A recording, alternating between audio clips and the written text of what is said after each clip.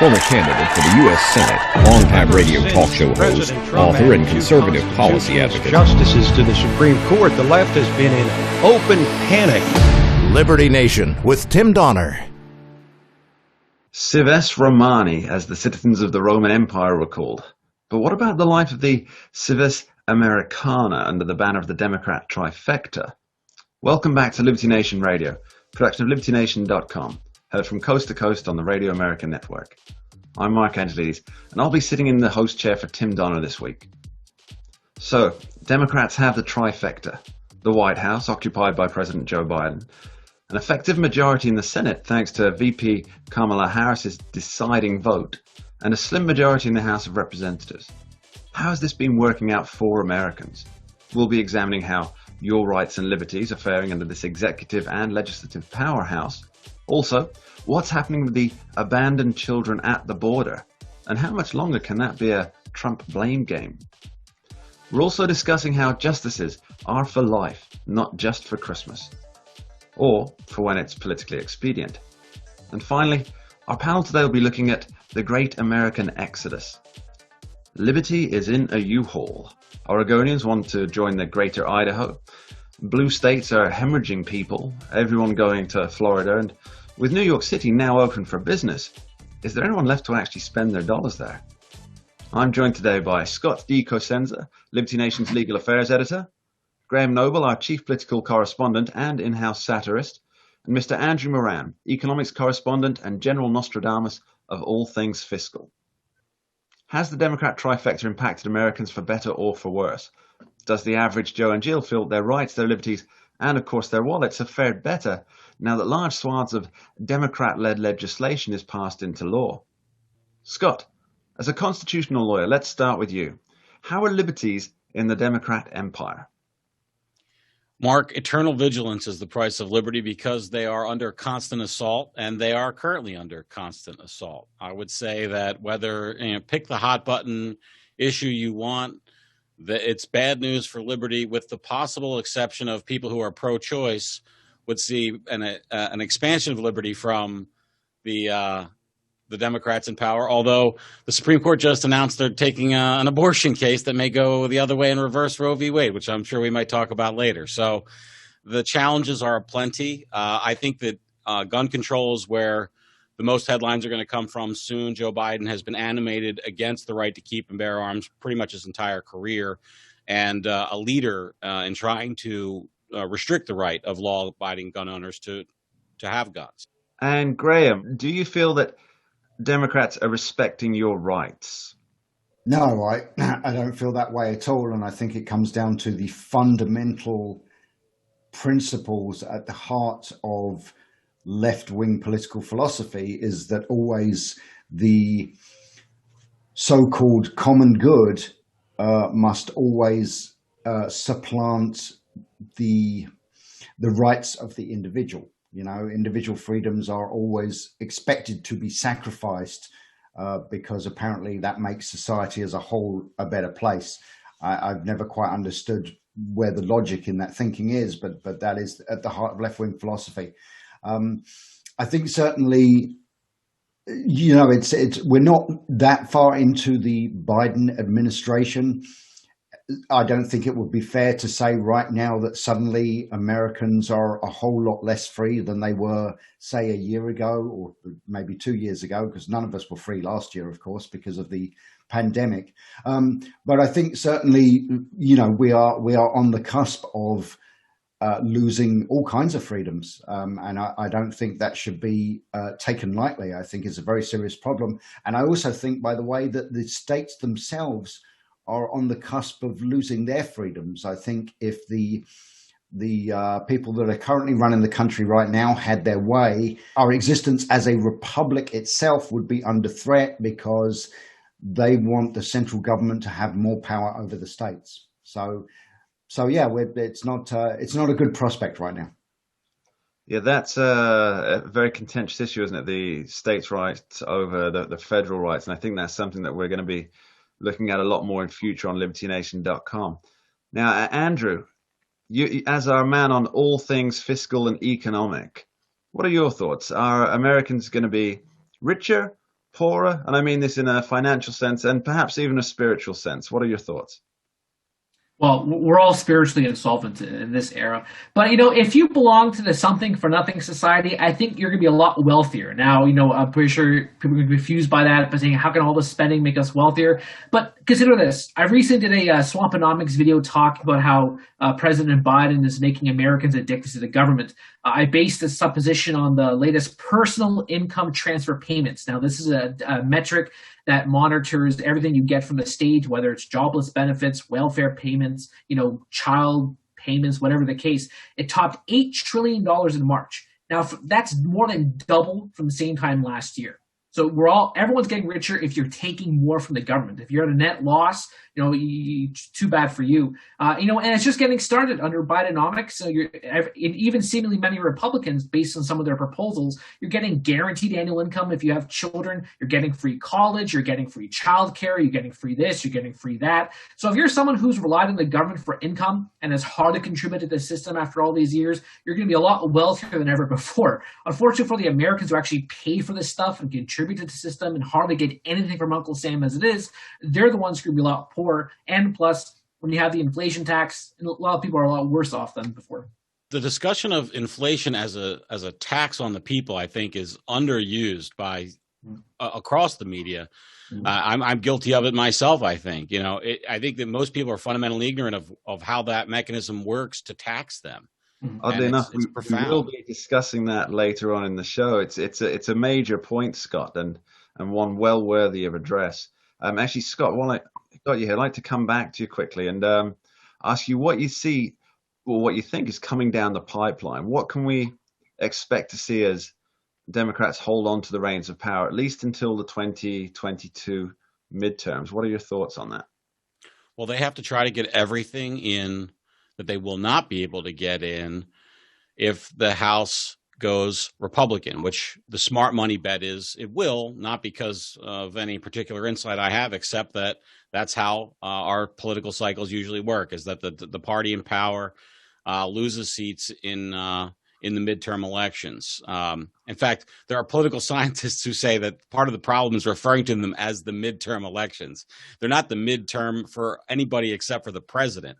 The congressional elections occur every 2 years, so they're just the proper term elections for Congress. So anyway, the Democrats, they have a wish list. They want to get the maximum amount they can, presumably before the Republicans come in and make that much less likely to be successful. So obviously, I pay a lot of attention to gun control issues. For instance, will almost be impossible to get any new gun controls through Congress if there's a Republican House. So the question then becomes, I think, in that area, what's the maximum they can get in terms of whether it be an assault weapons ban or more taxes or the banning of certain types of technology that are used in firearms?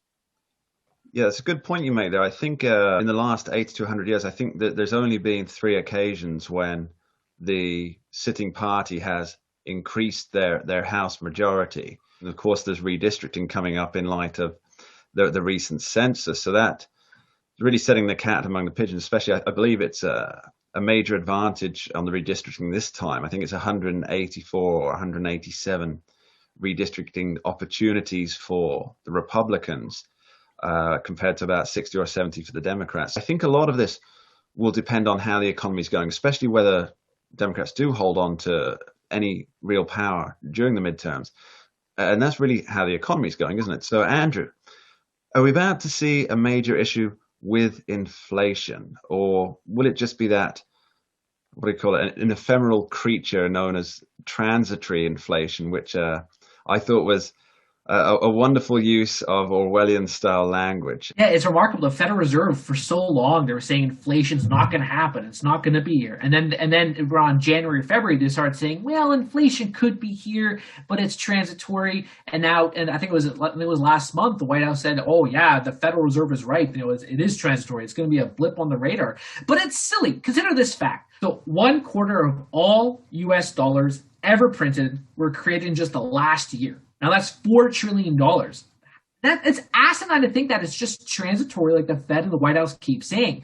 And what's even more terrifying is that the Biden administration just plans to keep on spending trillions of dollars more. With he has this two-part infrastructure program, which is just anything is infrastructure according to the administration.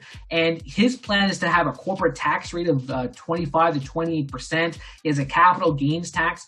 And what's hilarious is that he plans to pay for all of this in just 15 years. So he has a 7-year spending plan. He plans to pay for it in 15 years. It doesn't make any sense. So your life is getting a lot more expensive under the Biden administration. Gentlemen, thank you very much. And we'll be back after these short messages. We'll be discussing kids at the border. Is it all it seems to be?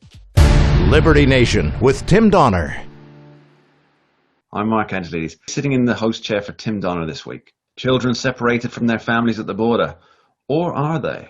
With the news that 391 kids have yet to be reunited with their families, according to the majority of the media because of President Trump's policies, it's time to point out the obvious that both politicians and the Fourth Estate seem determined to ignore.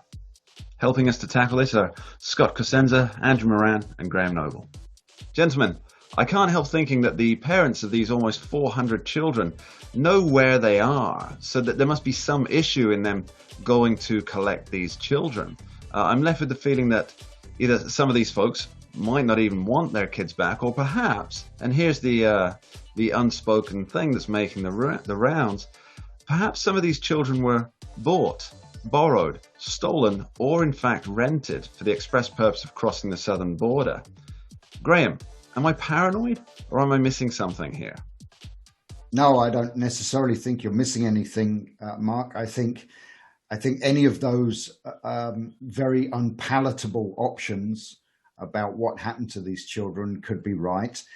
When it comes to talking about the border, it amazes me that, especially for people on the left who pretend to be so compassionate and caring and all about human rights and human dignity and all of those kind of things, which are very important, but they apparently portray themselves as the champions of these things. And yet what is going on at the southern border is nothing less than the most extensive human trafficking operation in possibly the history of human civilization. And we're just allowing it to happen. And I find that incredible. I find it incredible that anybody is willing to continue with this policy of just allowing these people from Central America to flood across the border. And I'd like to add very briefly that, if I were in their position, I'd probably do the same thing. So it's not like I'm blaming them, but this is literally the crime of the century that's happening. And it's appalling. Andrew, you write quite frequently about how incentivizing something leads to more of it, which seems like quite a simple concept to understand. Has the Biden administration incentivized people to bring kids, even if they aren't their own children? Well, I think for the Biden administration, or at least for President Biden, it had been his words in the campaign trail that he essentially told everyone, come over here if you're fleeing poverty or fleeing anguish, whatever the case. And if you remember one of the Democratic debates, they asked, does your plan include free healthcare for illegal immigrants? Everyone on that stage raised their hand. So you had that type of incentive that encourages people to come from where it was South or Central America into the United States. Now, whether or not these comments were meant to, have woke progressive support in his campaign is moot, because now you have these huge numbers of people flooding the border wearing their Joe Biden T-shirts. And then that said, aside from Biden, you have state problems too. You have state policies that are having a greater impact on having these massive numbers of people crossing the border illegally. You have California giving free health care to young illegals who are under 25, and Texas, undocumented students qualify for in-state tuition. Cities and states have created these COVID funds to help legal and illegal immigrants. And now, and on the Republicans too, Republicans are not innocent on this. You have Caitlyn Jenner. She said she wants to offer amnesty to illegals in California, and that's coming from a Republican. A part of that supposedly is hard on immigration. And let's face it, they've been soft on illegal immigration until Trump came around. So I think think all three levels of government are subsidizing legal immigration, not just Biden. Now, Scott, I want to ask your opinion on this because obviously you're the legal fellow here. So from a legal standpoint, do you have any idea what mechanisms are in place or are taking place to either reunite these kids, house them somewhere with dignity and a good chance of actually getting some kind of life, or to hunt down the people who, if my premise is correct, trafficked these children? Those are very complicated things, all three of them. And there's no easy answer that I have for you that I can zero in on and say, yes, here's what's being done. I don't think there is a kind of, if you go to a police department in America and say my car was stolen, they're going to do certain things that are rote and how to investigate that. I don't know how you do that with a child that has appeared at the border who's a minor. It has to be case specific as to what they're saying. Did they come with an adult that's identifiable or not? What country they came from? What the infrastructure is like there to track a person down via their identity documents, cedula, or whatever they may have. So the answer is it's I think a Medusa's head rather than a clear path, Mark. I mean, it's who knows.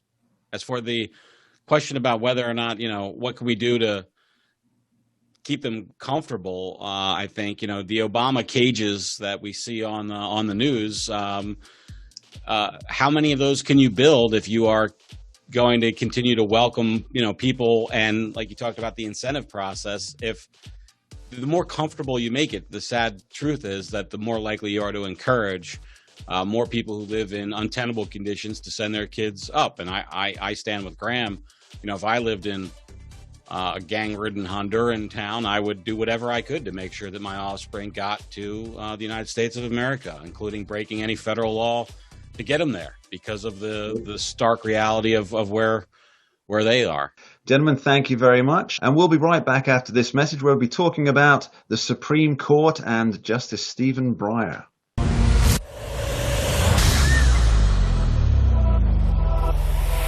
Hi, I'm Lisa K. Donner along with Mark Angelides, Sarah Cowgill, Tim Donner, and Scott Cosenza, and this is Liberty Nation. Now let's take a look at the LibertyNation.com electoral leaderboard. It's still 238 for Joe Biden. What if stories and legends can offer us the key to unraveling the hottest political issues of the day and apply their lessons to understanding the chaos of modern politics? Impeach 45!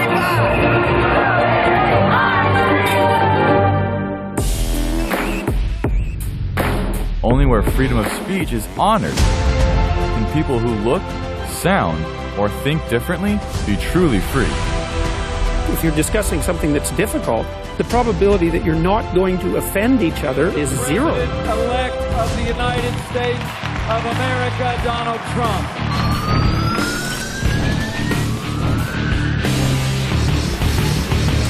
Donald J. Trump is now president. With one click, Liberty Nation delivers tomorrow's news. And remember, liberty. Today. All the time and everywhere. LibertyNation.com. Liberty Nation with Tim Donner. Welcome back to Liberty Nation Radio. I'm Mark Angelides, sitting in the host chair for Tim Donner this week. I'm joined today by Scott D. Cosenza, Liberty Nation's legal affairs editor, Graham Noble, our chief political correspondent and in-house satirist, and Mr. Andrew Moran, economics correspondent. As the old animal welfare ads used to say, a Supreme Court justice is for life, not just for Christmas, or near enough. It seems that it's Christmas in the White House right now, and that the Biden family is unwrapping their presents and already looking for the return receipts for Justice Stephen Breyer. Scott, this is your neck of the woods. And clearly it's political expedience here to ask Justice Breyer to step down. Can it all be political? It's exclusively about power, Mark. It's not just the Biden White House. It's also just the movement left generally. And they want to see a younger and more radical justice installed in the Supreme Court for the political benefit that's going to come from that exercise. They want a vote, a yes vote for their preferred policies and a no vote against the ones that they disfavor. Graham, as Scott points out there, it does seem to be all about the power, who has it, who can wield it. Now, so far, based on an admittedly short time since there has been what we'd term a conservative majority in the Supreme Court. How conservative do you see the conservative justices being with their jurisprudence? Well, I suppose that is a question that's open to an enormous amount of interpretation depending on one's perspective. My view has always been that I don't look at the Supreme Court in terms of how conservative or how liberal the opinions they issue are. I am only concerned with how true to the Constitution they are, and whether you want to describe that in any particular case as liberal or conservative. I really don't care.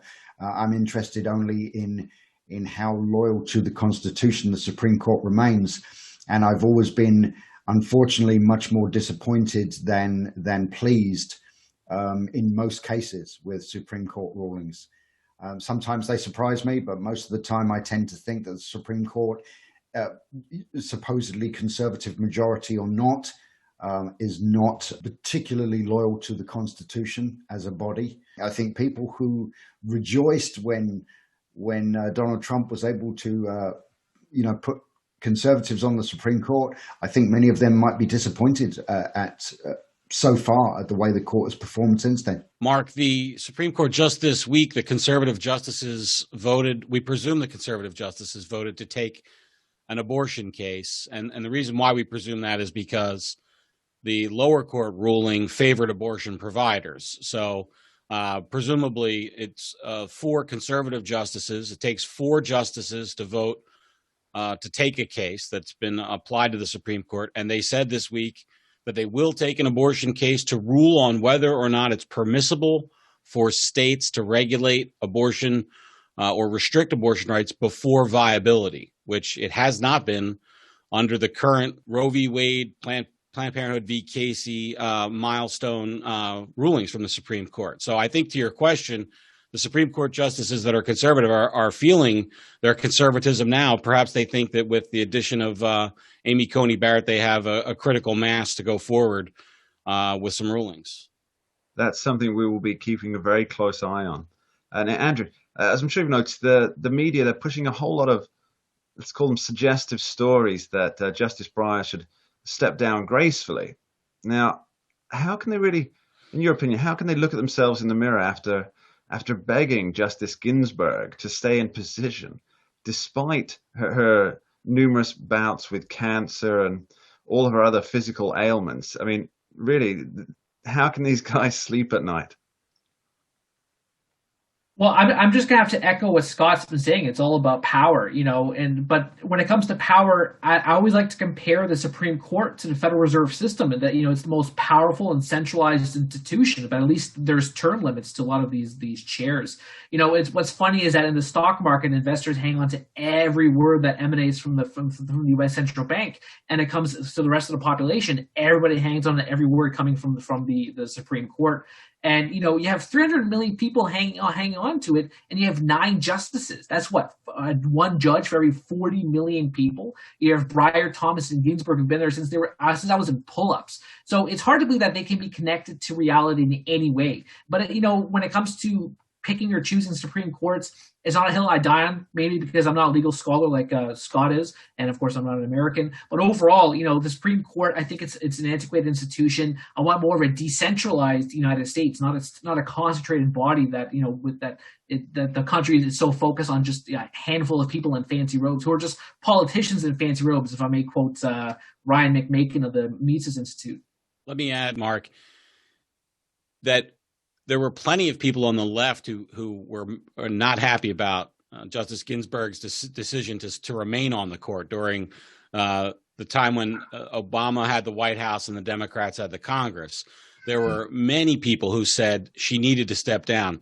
She said no because she didn't think that her replacement would be sufficiently liberal enough. Of course, what she wasn't counting on was that the person that could have gotten through under Obama's leadership or presidency would have been radically more liberal than the conservative that Donald Trump appointed when she eventually did pass away in office. So I didn't want to leave the impression that that was a solely, the pressure was all one way. Also, Donald Trump put feelers and pressure out to get Justice Thomas to resign, as a matter of fact. There were sort of stories that flared up. You can kind of read the writing on the wall when you see these stories like out of nowhere. Like, is Justice Thomas considering retiring? No, he's not. That was an attempt. Trump was successful, I think, in getting Anthony Kennedy to retire by kind of feeding him the notion that he would be pleased with his replacement, which I think he was. I don't think it was a false attempt. But it's done by all these presidents and the people who want to have a hand in shaping that power, and they can't do that with a justice that's currently seated on the court. Yeah, I don't think Justice Thomas is ever going to retire, nor should he. He seems like he keeps the court invigorated, and the opinions are always entertaining, whether you agree with them or not. They're certainly spicy, which is I think what we like out of it's what I like out of Supreme Court justices. Now, Graham, in terms of you and all the law students, Mark, that have to suffer through all the opinions, trust me on that one. He's just not dry. That's what gets me about Thomas. He's just not dry. That the way he uses language, the way he explains the points. That there's always something there, especially as a newsman. There's always a great story hidden and woven in the words, which is not always the case with other justices. Graham, from a liberty standpoint, who's your favorite justice? For my money, Samuel Alito appears to understand not only the spirit but the text of the Constitution probably better than anyone else on the court, really. And in fact, to be honest, I'd go even a step further in saying that other than Samuel Alito and Clarence Thomas, I don't have a great deal of faith in anybody else on the Supreme Court. All right, and Scott, as our lawyer on the team, who's your favorite? I think that Gorsuch is going to develop into my favorite justice, but he's still a new guy, generally speaking. So for the breadth of their work on the Supreme Court, for me, it's Clarence Thomas. And while I appreciate his writings and I appreciate his understanding, it's about the votes for me. We talked a minute ago about how there's so few justices compared to the people in terms of representation wise. And it's even worse than that because there are probably 2.5 justices on either side that are going to always vote one way or another. So really you have these consequential issues about how we organize our affairs, life and death, abortion. These questions are decided by 2-3 people who are unelected and appointed for life. And that's nowhere in the founding documents does it suggest that was contemplated or that it's wise. So we have these 3 philosopher kings. It could be as few as 1. It was Sandra Day O'Connor for a while, the swing vote on the court kind of thing. So, that's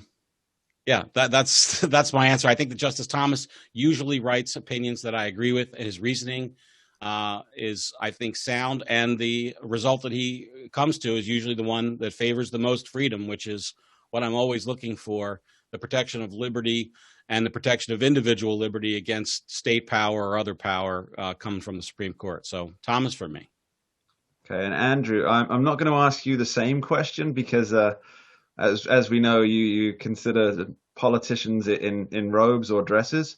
But I do want to ask, what do you think of the idea of the appointment for life?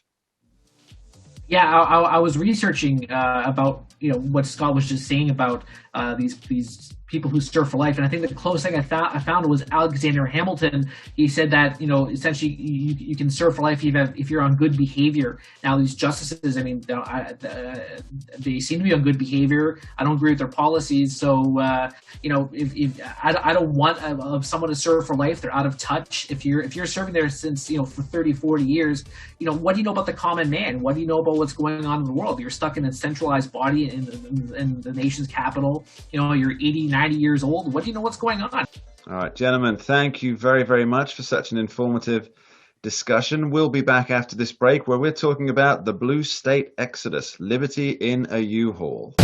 Liberty Nation with Tim Donner. I'm Mark Angelides, sitting in the host chair for Tim Donner this week. We're seeing a mass exodus of folks from blue states to red. Is it the weather? or the political climate that's driving this movement. It certainly seems to be a case of liberty in a U-Haul for many Americans. Most recently, there was a vote by a number of Oregonians to cede from their state and join up with a Greater Idaho movement. They said that it was because of political alignment. To help us examine the ramifications of this are Scott DiCosenza, Andrew Moran, and Graham Noble. Scott, could you give us some details on what procedures would be required for the Oregon counties to become part of a Greater Idaho? And also, whose authority is it under? Mark, counties are the exclusive creation of the states where they are present. So any county in Oregon is a creation of the state of Oregon. And only at the state level can the change be made to, kind of abdicate governorship of the area in question. There's no self-determining right by county to go associate with a certain state. So it would require change at the state law level for that to happen. I suggest it's a bit fantastic to think that that's going to happen. Just to follow up with you on that, Scott, if in some fantastical realm Oregon did agree to what these counties wanted, would it then still have to pass through Congress, the U.S. Congress? That's an interesting question. I don't know that it's resolved. Okay. So, Graham, since this effort and many others like it, it seems that it's just separating the country into red and blue.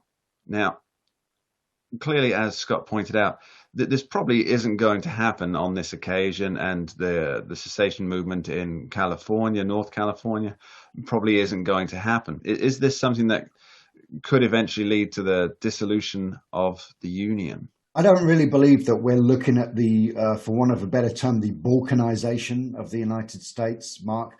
I really think that actually your average American, whether they vote Democrat or Republican or something else, doesn't really wish to see a situation in which we're divided into regions where you have a group of red states over here and a group of blue states over here, and never the twain shall meet. And there's we get to the point where we're cutting off interstate commerce and so on, which of course is a federal government issue anyway. So are we going down that kind of road? I really don't believe we are. I think there are certainly probably people on both sides who would perhaps like that, who would perhaps like where we just have some wider separation between the red states and the blue states. But of course, the reality of what's happening is that the population is in flux. We're talking about this exodus from blue states into red states. But of course, what happens is that those people, and who can understand this? None of us can understand. We all know what's going on, but we can't understand why these people leave certain states because they're not happy with the taxes or the political policies or maybe the homelessness problems or whatever else. They're just not happy with the politics in general in that state. So what do? They move to another state and then they vote for the same kind of policies. And that's the infuriating thing about it. So you're never really going to get that separation between blue and red states, because as long as the people from blue states keep moving to the red states and voting in the same way, you're never going to have that kind of separation. I mean, as it is, from a personal point of view, I'm in North Carolina, and I'm biting at the bit to leave this state precisely because it is being overrun on, more and more every day. It is being overrun by people from the Northeast who are moving into North Carolina, but they want, and then they want to turn North Carolina into another New Jersey or New York or Connecticut or whatever. All right, Andrew, from a tax perspective, obviously this is a lot of what's driving the exodus from blue to red is taxation. Yeah. So especially people moving to Florida, anybody with a little bit of money that they want to hang on to more of, they're certainly heading into places that don't have an income tax. But does it surprise you as an economist that more people aren't doing this, moving to protect their wealth assets? Well, surprisingly, over the last few months, I've been reporting on the exodus occurring in New York, and you think that it's only the wealthiest Americans or the most successful companies like Goldman Sachs or these Wall Street trading firms that are moving down south. But when you look at the numbers, actually it's the middle class New Yorkers who are leaving the state and going to these low tax jurisdictions. So it's not just wealthy people doing it; a lot of people are doing it. And I will say about the low income people in New York, they're actually benefiting somewhat from this because when you have these rents collapsing in New York, they're actually save some money and move into these other places that have rent control. So this whole exodus is benefiting a lot of people. Now, as Graham said, the issue of these people who have liberal policies or liberal tendencies, and then they move somewhere else, and then they California that country or that state, in New York that state. So you have that issue. So from a tax perspective, states that want to attract all sorts of people, not just the wealthy, they would benefit from having a pro-business agenda, lower taxes, fewer regulations. So it's that incentive. You want to incentivize a population growth in these states. Up here in Canada, if you look at Atlantic Canada for so long, people were leaving. There was a population exodus. There weren't any jobs. The economy was stagnant. Taxes were too high, but they shifted policies where they actually cut taxes and they impose fewer regulations. And now you have a healthy real estate market, and everyone's actually moving to Atlantic Canada. It's so attractive there that people are blind bidding the properties. People are buying homes without even seeing them. So again, the liberals, they always complain about taxes, but they seem to like the taxes when they don't. They seem to like not paying taxes when they don't have to. Yeah, it's the idea that an area can be reinvigorated by people moving out. It actually makes a lot of sense because these people presumably had jobs or provided a service with whatever business they were doing. So when they go, that actually opens up a gap for somebody to kind of move up. I'd also say too that with this whole pandemic and more companies adopting work from home policies, you're gonna have these people where they don't have to move anymore to these big cities where all the jobs are. They can work for Goldman Sachs, they can work for Wells Fargo, they can work for any of these companies living in the Midwest or living in Florida or living in Georgia because they can do their jobs from home. That's been one of the key benefits of the post-pandemic economy. That is, if these companies continue their telecommuting policies. Graham, I want to swing back briefly to the topic of blue states, red states. As you say, you don't think there'll be a division, but one of the buzzwords that we've been hearing so much about for the last 4 or 5 months really is unity. And I'm not seeing a whole lot of unity. How about you? No, not seeing a whole lot of unity either. I mean, this thing about the division between the states, the reason why I don't think that is going to happen is because of the interchange of population between these states. So, how long does a blue state stay blue before it starts moving purple and red? How long does a red state stay red before it starts moving purple and then blue? I think there's always going to be a certain amount of flux, and that's why I don't believe there's going to be any kind of like cementing of divisions between certain states. However, I think we are less unified now than ever before, and I don't see that situation improving. Gentlemen, thank you very much for your time. And thanks to you at home for listening. And that's all we have time for this week on Liberty Nation Radio, a production of LibertyNation.com.